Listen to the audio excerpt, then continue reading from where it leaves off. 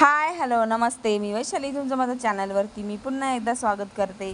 तर आज आपण छान अशी डब्यासाठी बनवतात अशी मस्तपैकी एकदम साधी सोपी अशी तोंडलीची भाजी बनवणार आहोत। तर इथं बघू शकता मी पहिल्यांदा तोंडली मस्तपैकी अशी उभी चिरून घेतली। तुम्ही गोल कापली तरी चालेल, काही प्रॉब्लेम नाही। तर इथं बघू शकता सगळ्यात पहिल्यांदा कढईमध्ये तेल तापवलं आणि तेलामध्ये ना मस्तपैकी ना अशी जिरं आणि मोहरीची फोडणी करून घेतलेली आहे छान अशी। नंतर वरून असं ठेचलेला आहे ना लसूण घालायचं आहे मस्त।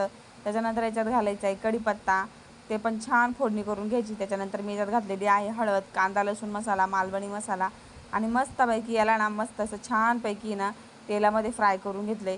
नंतर इथं बघू शकता मी चिरलेली तोंडली टाकली लगेचच याच्यामध्ये। छान अशी तोंडली ना त्या मसाल्यांमध्ये मिक्स करून घ्यायची व्यवस्थित अशी। तर बघू शकता आपण मस्तपैकी ना तोंडलीला आहे ना व्यवस्थित असं तेलामध्ये मसाल्यामध्ये व्यवस्थित मिक्स करून घेतलं आहे। नंतर आपल्याला याच्यामध्ये घालायचं आहे मीठ घालून झालं की पुन्हा एकदा याला व्यवस्थित असं मिक्स करून घ्यायचं।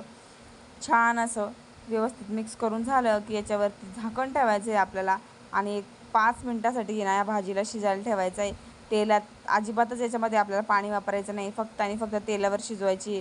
तर इथं मी झाकण काढून घेतलं आहे, बघू शकता आपली ना भाजी अशी अर्धी कच्ची शिजलेली आहे।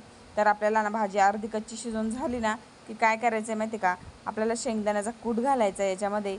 बघा मी ओबडधोबड शेंगदाण्याचा कूट टाकलेला आहे याच्यामध्ये। नंतर वरून याच्यामध्ये मी मस्त अशी हिरवीगार अशी कोथिंबीर घातली आणि छान असं याला ना मिक्स करून घेतलं व्यवस्थित तोंडलीला। तर आहे ना बघू शकता आपली तोंडलीला किती मस्त कलर आलेला आहे ना, किती छान दिसते ना भाजी, असं वाटतं आता लगेच खाऊन घ्यावा। पण बघा किती छान अशी तयार झालेली आहे आपली भाजी। तर काय करायचं आहे आपल्याला, शेंगदाण्याचं कूट आणि कोथिंबीर घालून झाल्याच्या नंतर पुन्हा एकदा आपल्याला याच्यावर झाकण ठेवायचं आहे आणि 1च मिनटासाठी फक्त याला वाफ द्यायची आहे।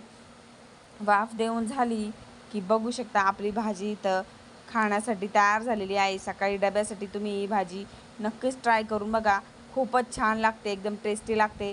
कारण सकाळ सकाळ डब्याला काय करायचं हा सगळ्यात मोठा प्रश्न असतो सगळ्या गृहिणींना।